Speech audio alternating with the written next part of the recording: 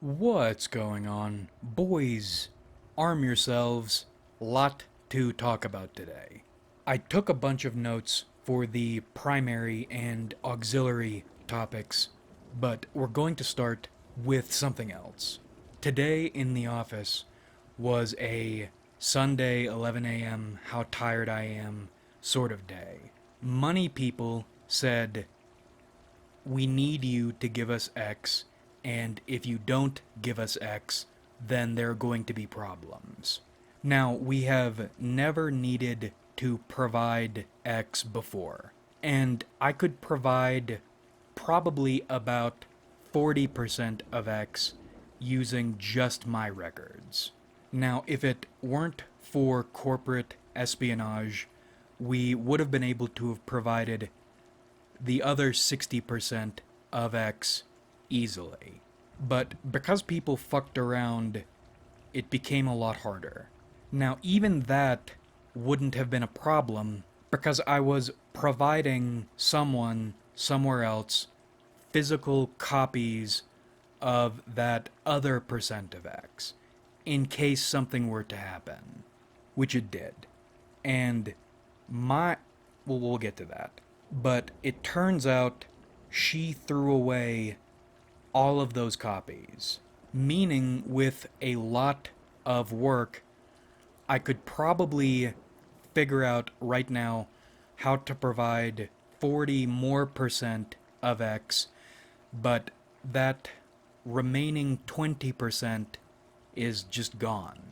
And the way we dealt with the trashing actually felt pretty good. Firstly, she recognized what went wrong. She apologized immediately, and it's clear that's never going to happen again. Which is a relief because it untangles a bundle of worms that if we needed to spend time untangling, it would have taken a lot of time and we would still be in the same spot we're in right now.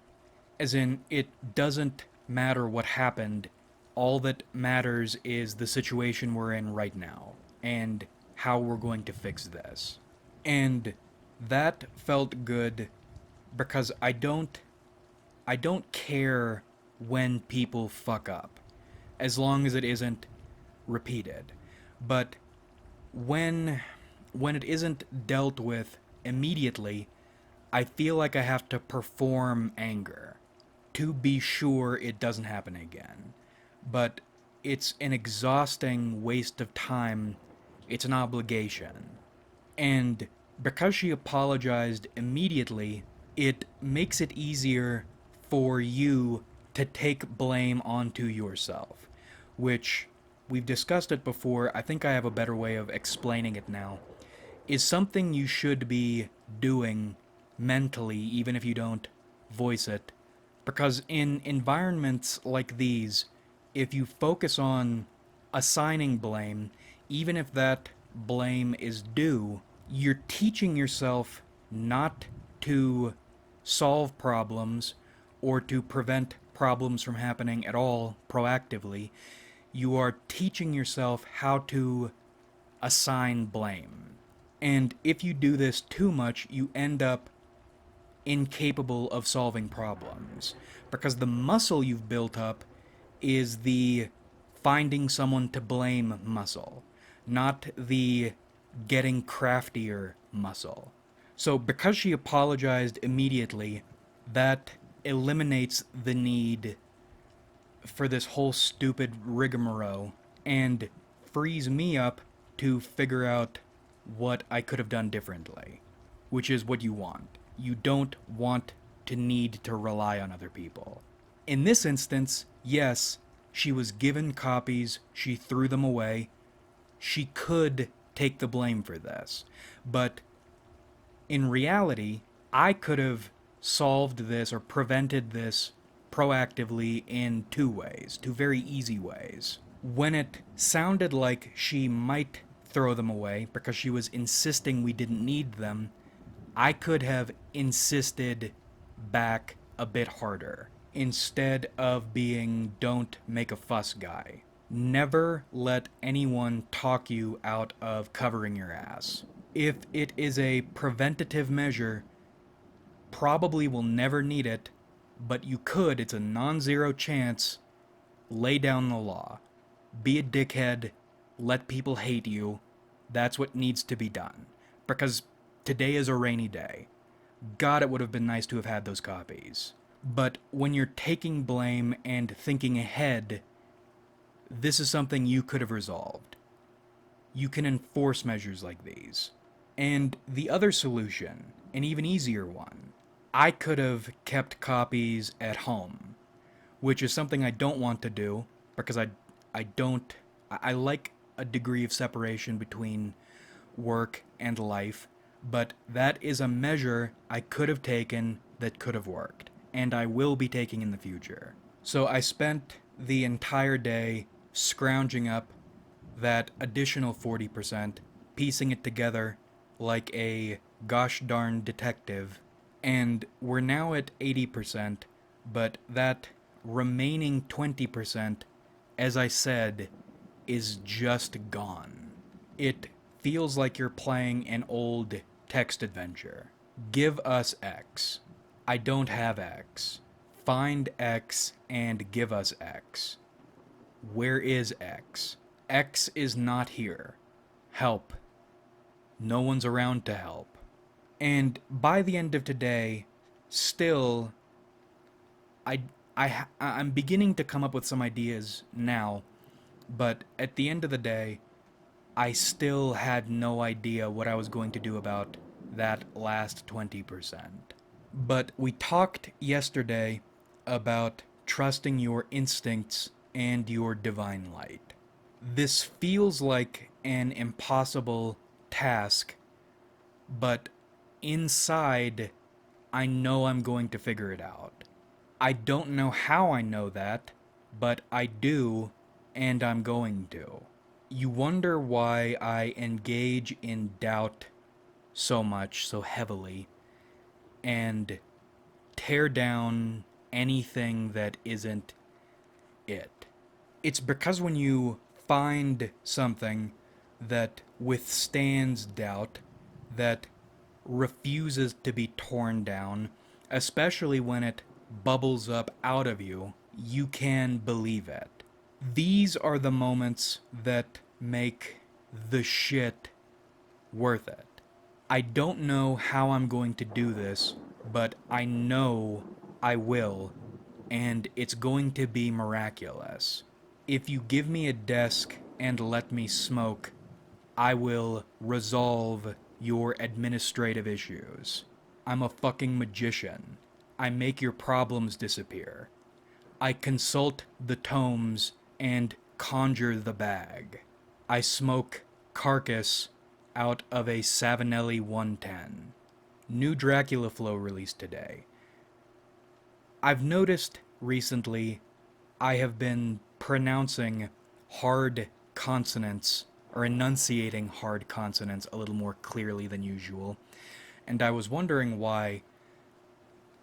I was at first settling on it sounds good and it's fun to do, but I realized that that's actually a Dracula Flow thing. Enunciating hard consonants. It's all connected. This shit ain't nothing to me. You engage in the doubt and the pain, emotional and physical, the outer hatred, the inner hatred, the conflict, the dis-ease, just for those shining moments of unassailable belief. There aren't many things in life worth living for.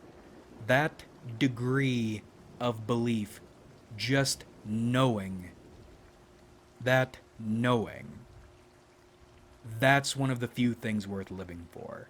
Even though my hair is graying, I feel like I'm dying all the time, and that's the next component. Portrait of the artist as a young man. Peaks and troughs. I was stress constipated all day, which is a normal thing.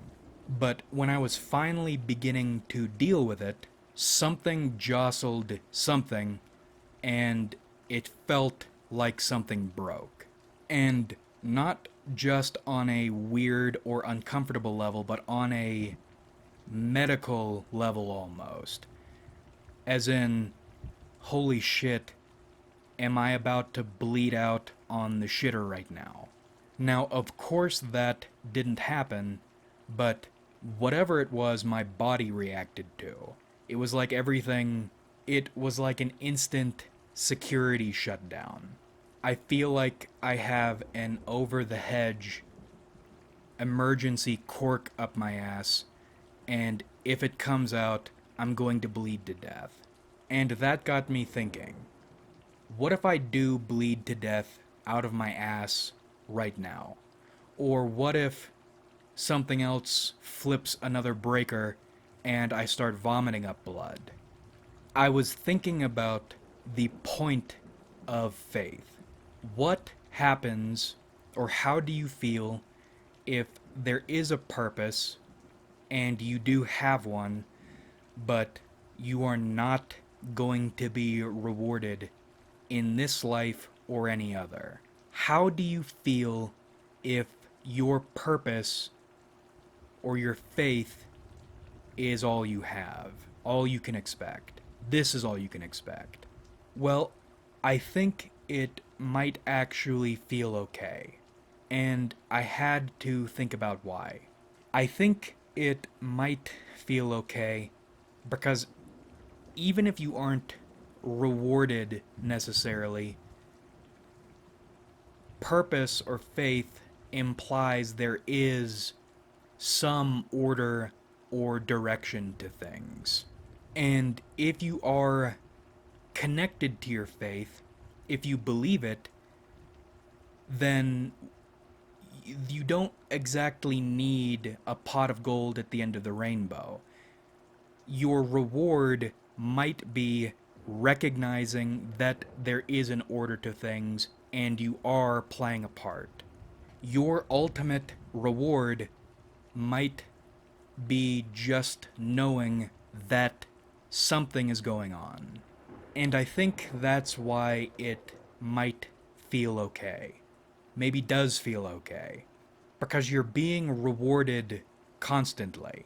Most people might tell themselves they know what's going on, but I don't think many people are going to know what's going on, or that something is going on at least.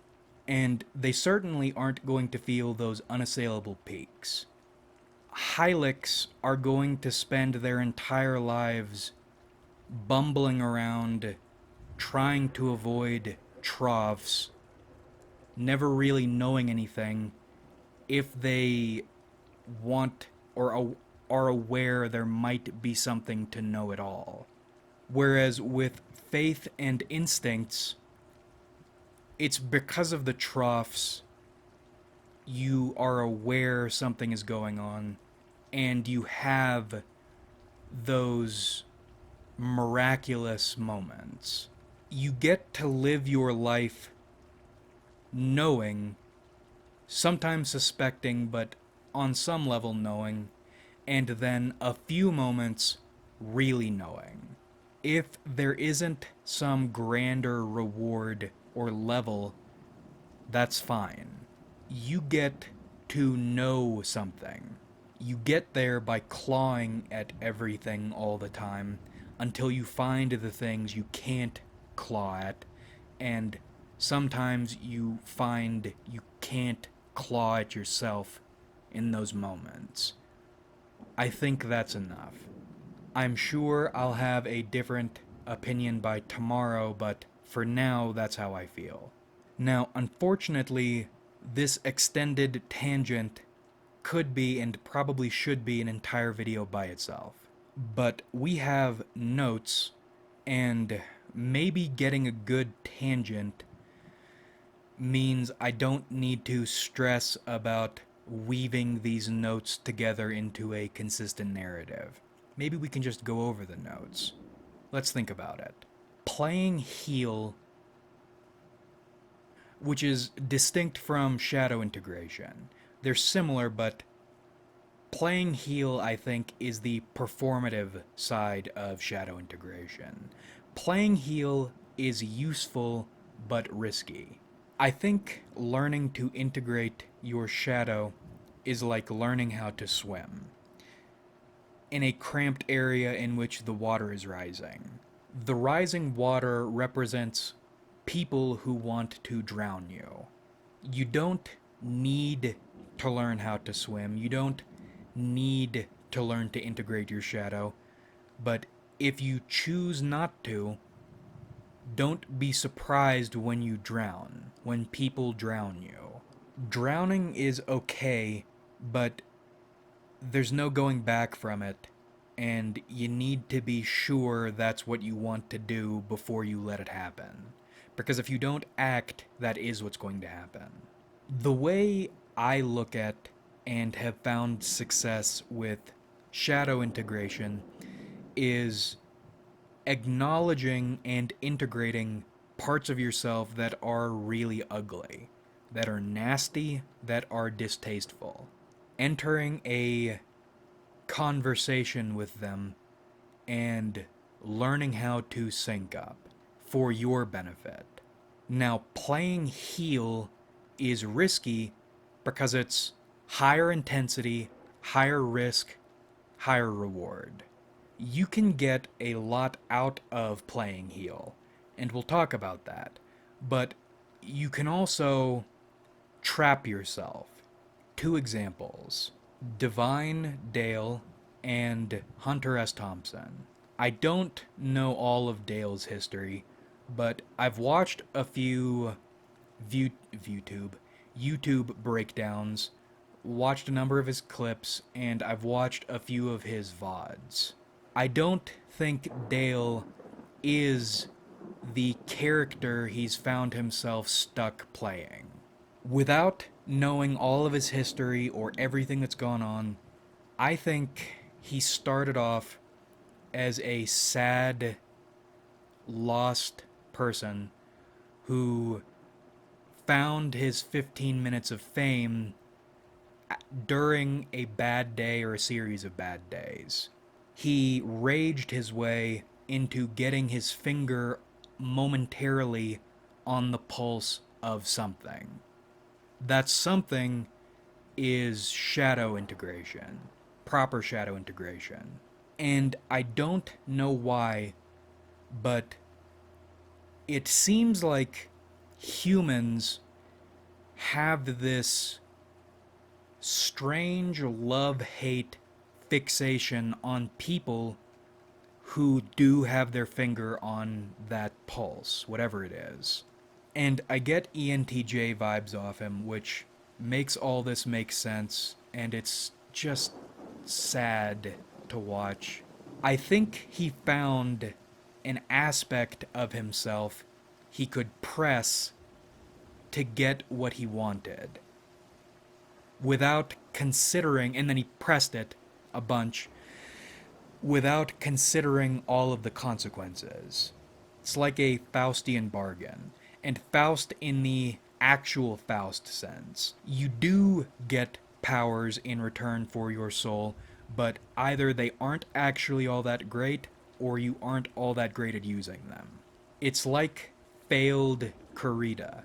You are the center of the show, and the crowd is going to get its catharsis, but it's ultimately going to be at your expense, in a really gruesome way. You access a righteous but dark part of yourself for yourself, but it gets away from you. Instead of stepping into villainy and then mastering it, synthesizing, and becoming a Revan type figure, you are just a villain. You don't have a full... You aren't complete. You don't have the best control over this side of yourself, because although you are put up by the crowd that you have amassed by playing the heel rather than integrating your shadow, You are up on the pedestal and you are receiving the benefits of being on a pedestal, but the ultimate goal is to tear you down. And because you didn't handle it carefully, either you probably are going to get torn down, murdered like a common villain, or it's going to be very hard now for you to achieve that synthesis and get control over the crowd rather than having the crowd or letting the crowd have control over you. This whole process is insidious. There's some Jungian shit going on here.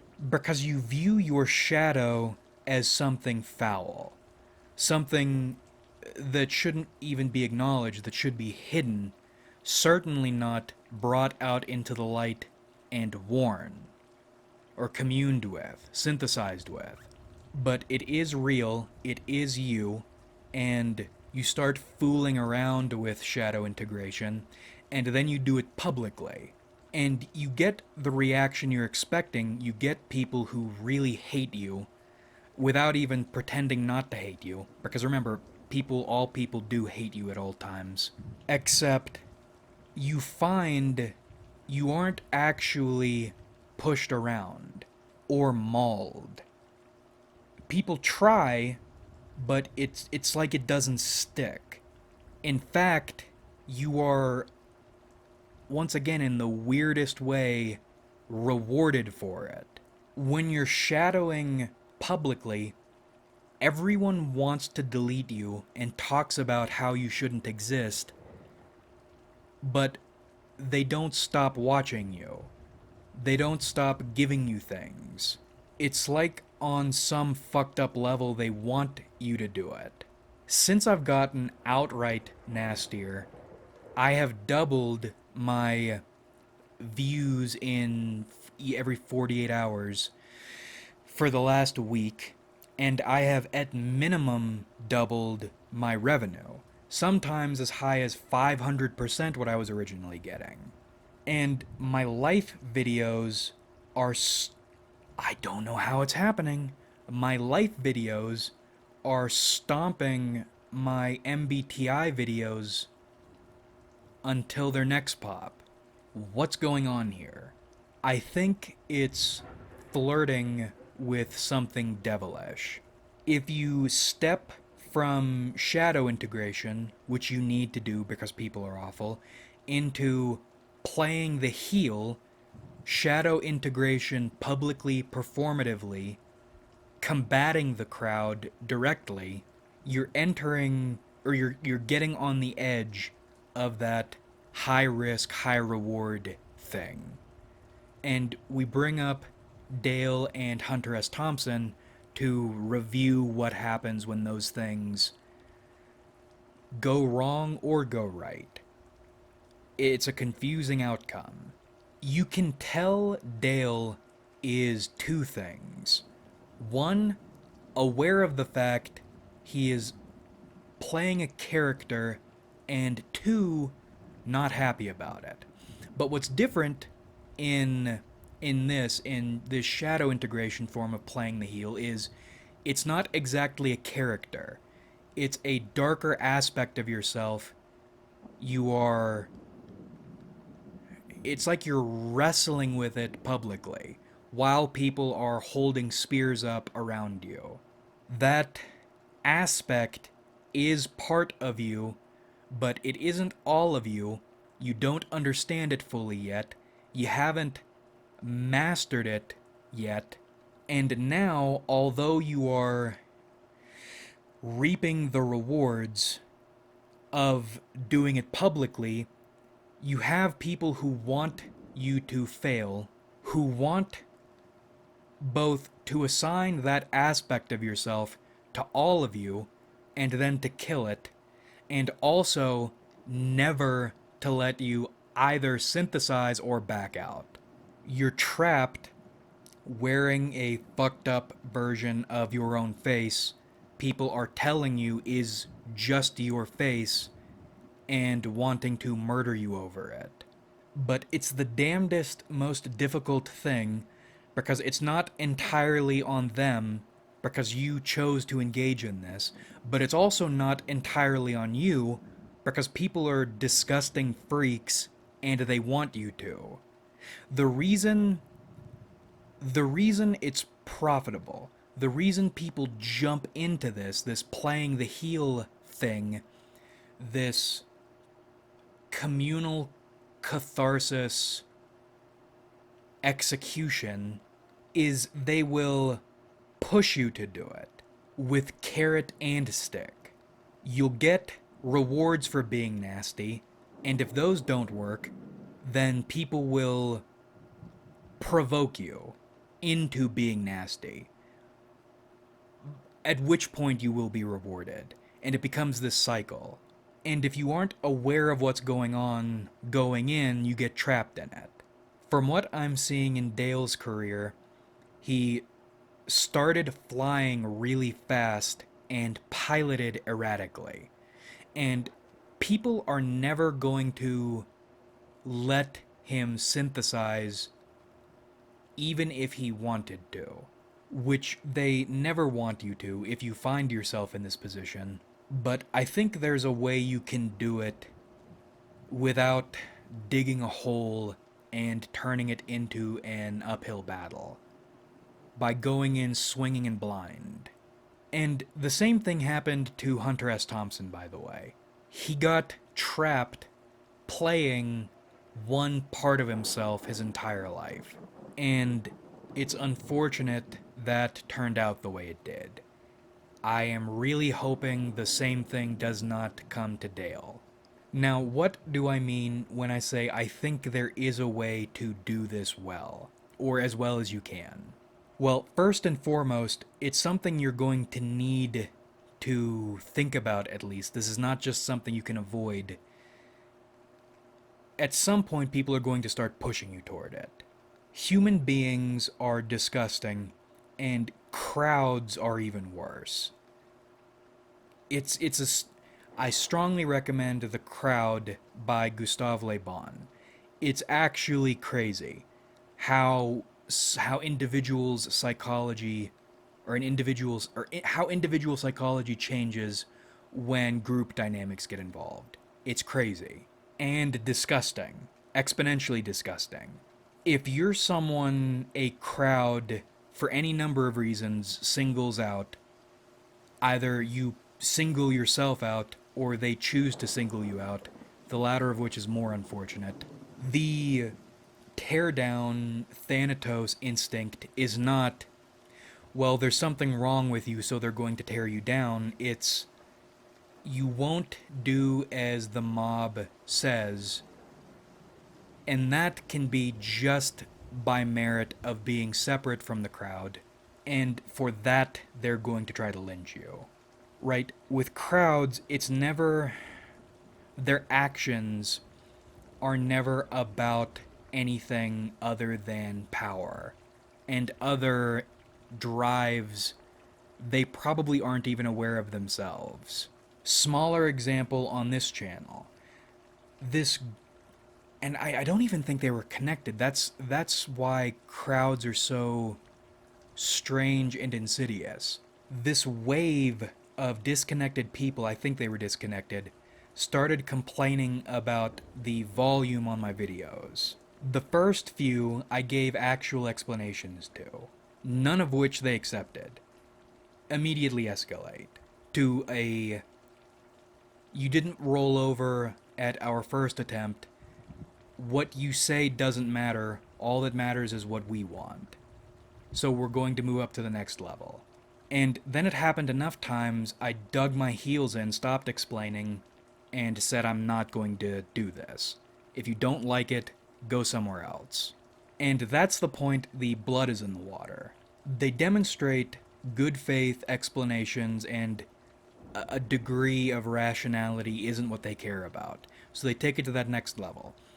At that next level, you have to stop being as good faith and rational. But you're blamed now for acting in bad faith and coming across as irrational. They don't care. It's another excuse to escalate about something that doesn't matter, right? Because it's not your explanation doesn't matter. The volume doesn't matter. It's crowds in this almost insect-like way wanting to force people to do things.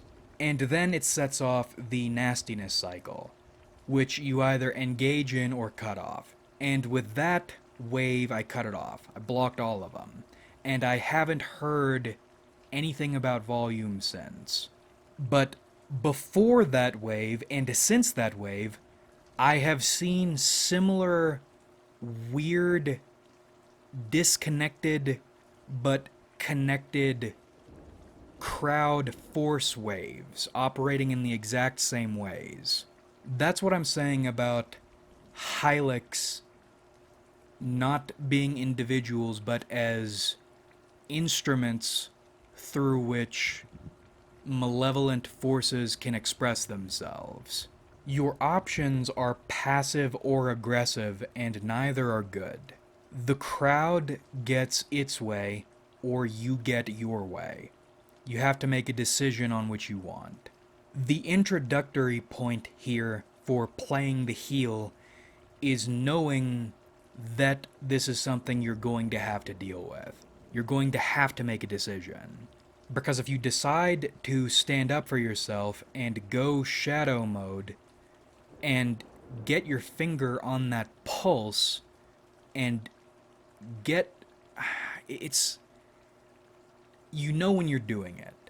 You have touched something and reality is getting really amorous for you. And if you get that dopamine jolt, you have found something, and you keep pressing, you get roped in. It's like you get shanghaied. You have been roped into and roped yourself into the murder you show, and you're the main attraction. You can't back out now, and the only thing that can keep you moving forward is the thing that's going to get you murdered in the end.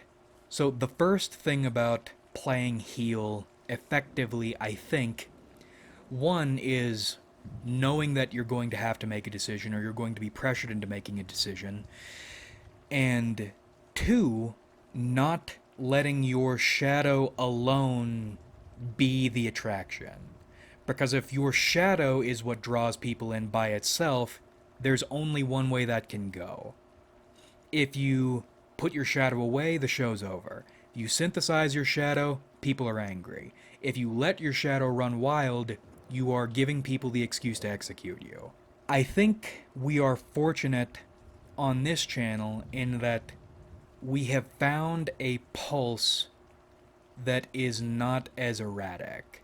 I don't know how I would describe it, but we found a rhythm on this channel. We are creating in sync with reality's heartbeat. I can do what I'm doing now with my eyes closed, stably, consistently, and it scratches some itch people like, with or without the shadow present necessarily. That is the third thing, stepping into playing heel. Not using your shadow as the main attraction, but rather as an active subcommittee within your corporation. People can't make you a spectacle or trick you into believing you are nothing more than a spectacle because you have your main thing. It's so established. It's almost like you can do you without you at this point. Meaning, it's difficult, but you can engage in spectacle, nasty spectacle, shadow spectacle, while maintaining sovereignty over yourself, refusing to let the sideshow overrun. Double meaning you are less likely to get trapped in it because it's, I don't know how to describe it. It's like self-evident that is not all you are. And it's a useful setup because I think you can manage to govern this.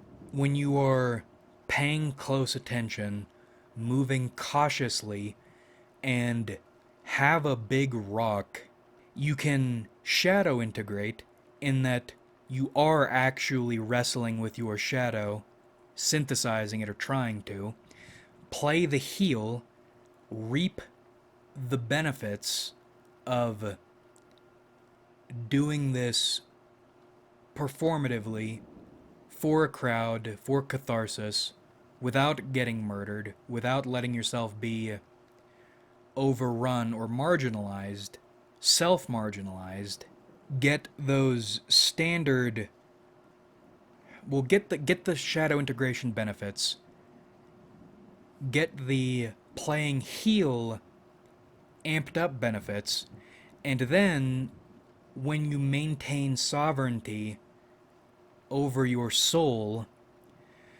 reap, God,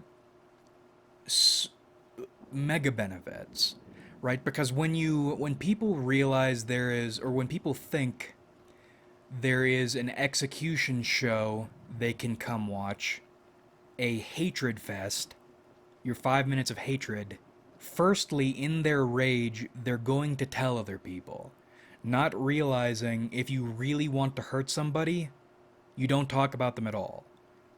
You let them fade into non-existence. But no, they're really stupid, so they're going to talk about it.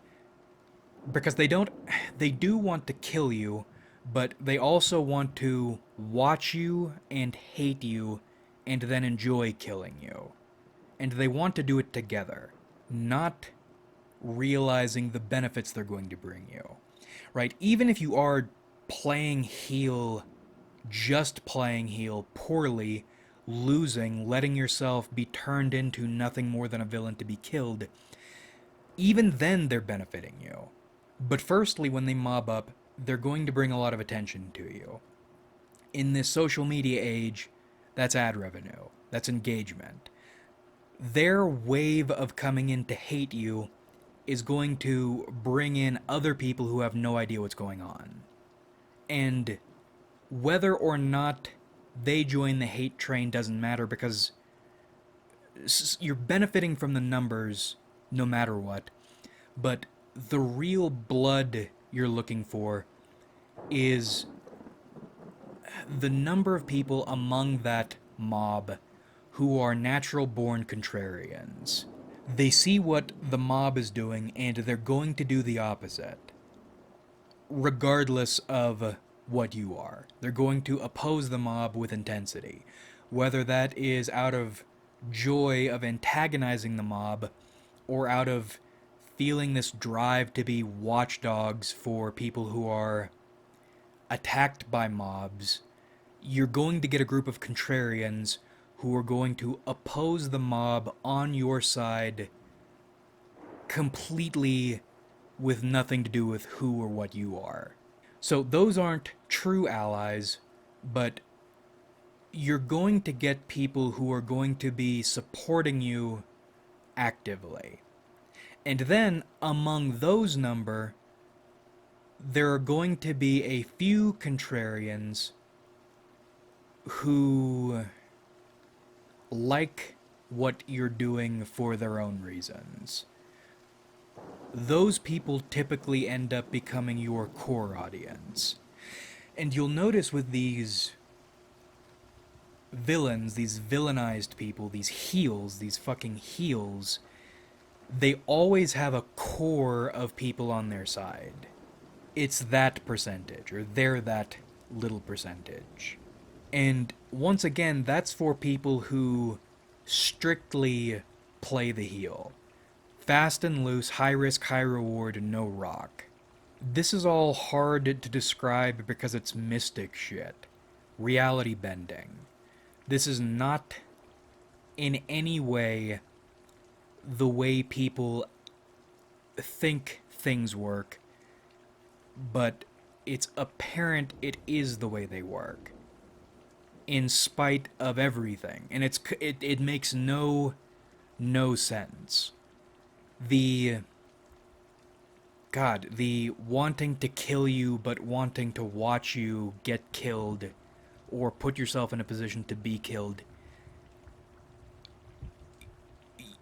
that's difficult to articulate, but it happens. Anyway, I think this is something we're going to commit to.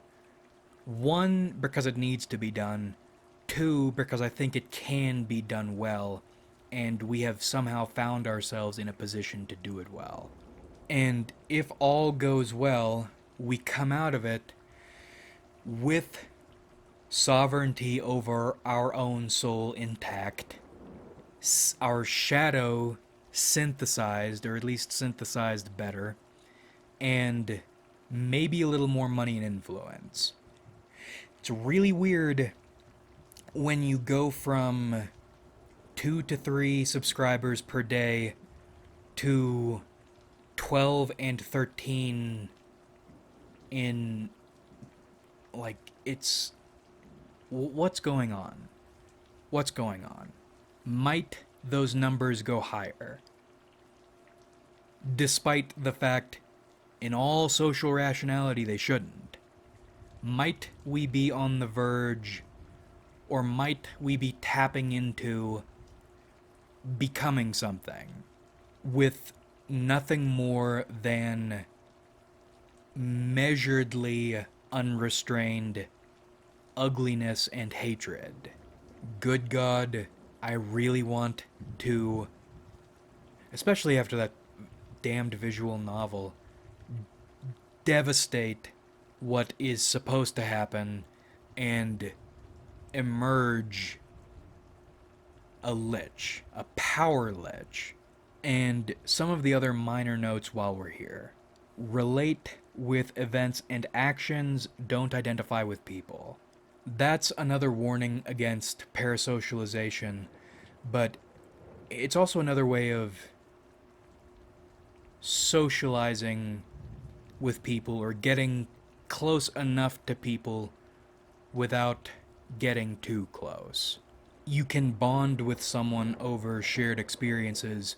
You can discuss potential approaches, both without trying to view yourself in them. Because that, one, doesn't work, and two, never ends well for anybody. Because when you try to view someone else as an extension of you, you're going to be upset when they demonstrate the fact that they are not an extension of you. They are an independent, sovereign soul. Whenever you find yourself performing acts of service for someone voluntarily with a smile, I'm not saying don't do it, but maybe review what's going on. Are you being used? Is this bullshit? Did you let yourself get caught up in something? Be very careful about letting people use you. What can start innocently, maybe even on both ends, can get out of control quickly. One piece of forbidden knowledge I've been holding on to for a while. There are some little lessons that I don't like sharing. Sharing this one, very simple. I'm sure you already know it. Beware humor. It's kind of like a bell curve. If you meet someone who has absolutely no sense of humor, or a dog shit sense of humor, you know this person is going to cause you problems. You don't know how you know, but you do know. Then you have the middle area of people who are kind of funny, kind of not funny. And then you have the people who are funny.